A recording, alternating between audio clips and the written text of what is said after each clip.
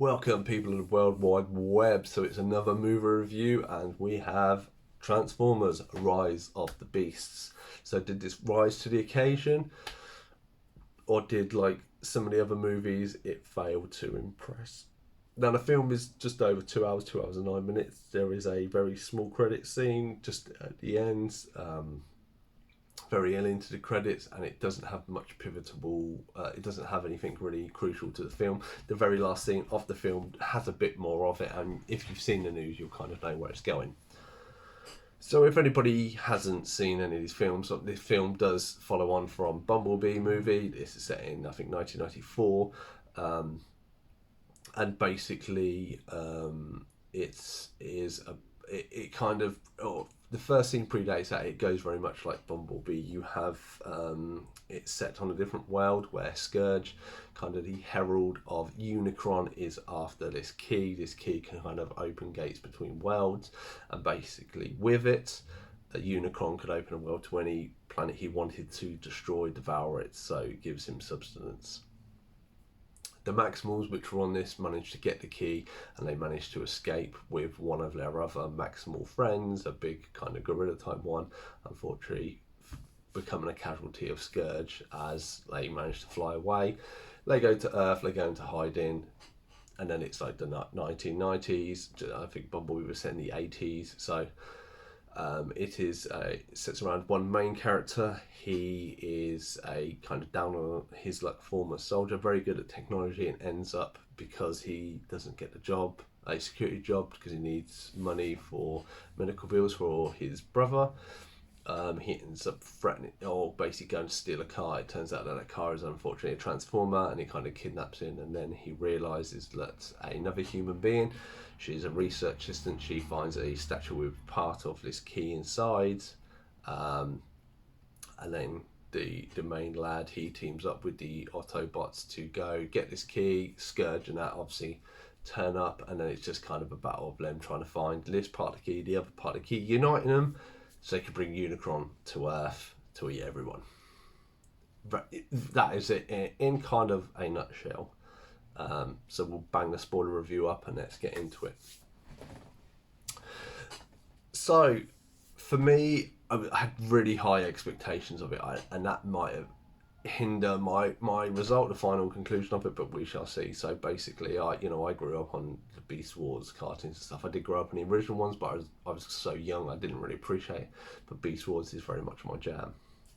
So I love the fact they brought some of these live characters to Earth, to the real world. You got to see them, and so you got to basically see four Maximals. Obviously, Optimus Primal, who's the big gorilla, Cheetah, who is the Cheetah, Rhinox, who is the Rhino, and then Air Razor, who is the Eagle.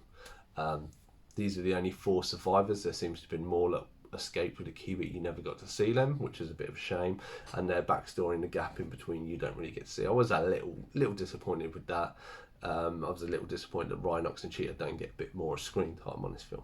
But you do have other Autobots and the robot-y type ones, so Optimus Prime, RC, Mirage, uh, and Bumblebee are obviously the four main ones.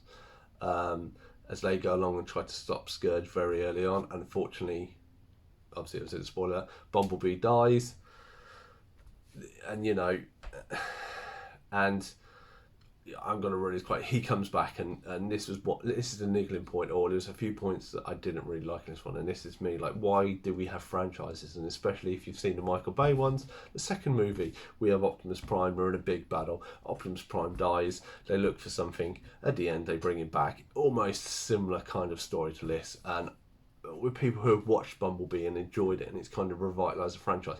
Why then go and kill the character off so early? Not only do they kill that character off, that they almost kill Mirage off to a point as well.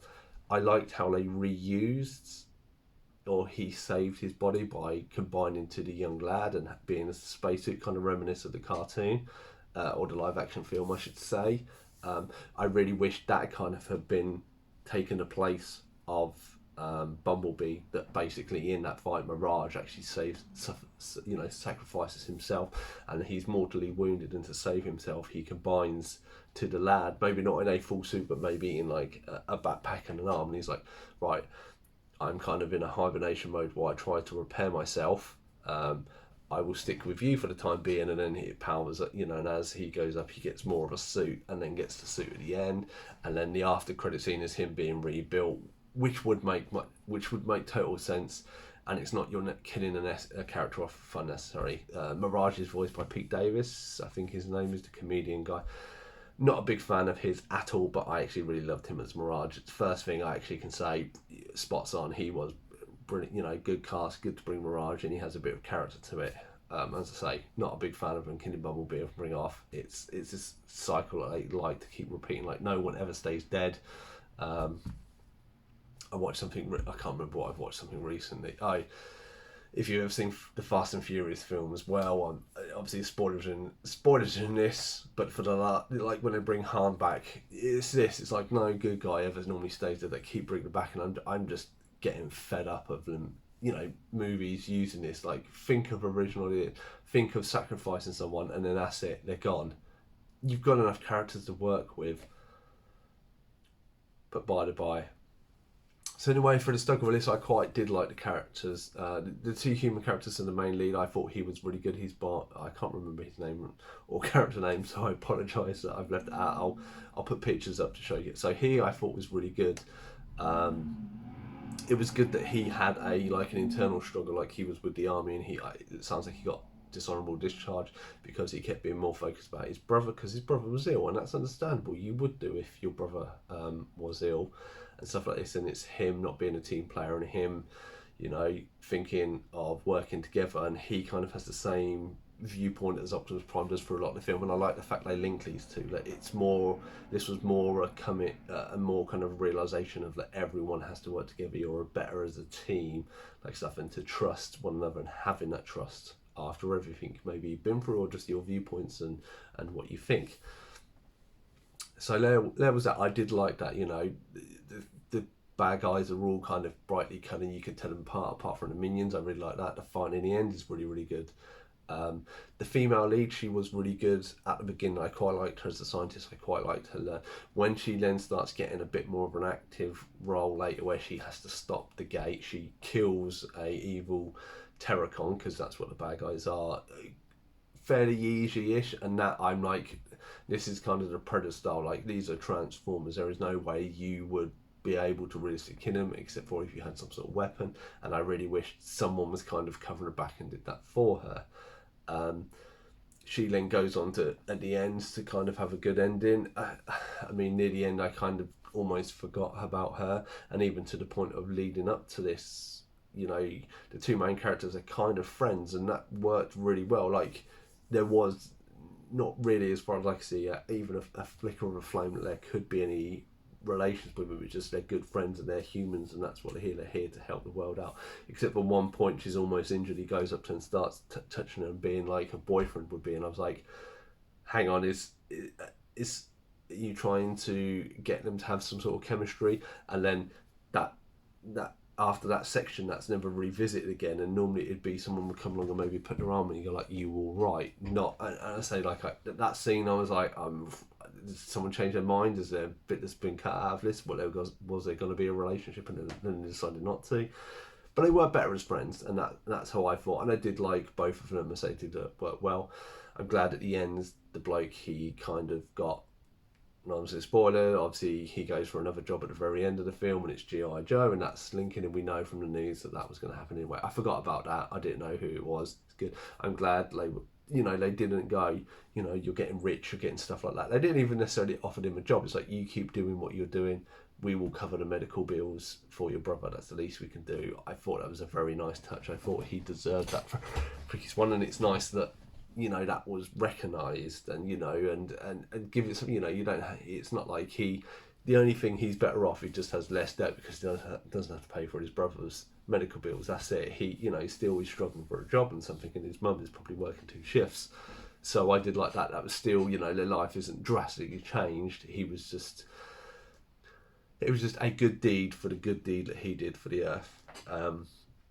So the bad guys worked really well. I didn't realise Peter Dinklage played Scourge. Good for most of it, until we got his mask knocked off, and then it was kind of, he looked a little bit like Tarn, who's another Transformer. but still, for the most part, I still like the fact it was the character of Optimus grew, and obviously when them fighting and him fighting with a human near the end, it all worked out well. And there's Optimus helping them and stuff, that worked really good as well. This whole overall story, it was a very good, and in my opinion, this is probably the best sequel of a Transformers movie that they've done so far, taking Michael Bay's into reason.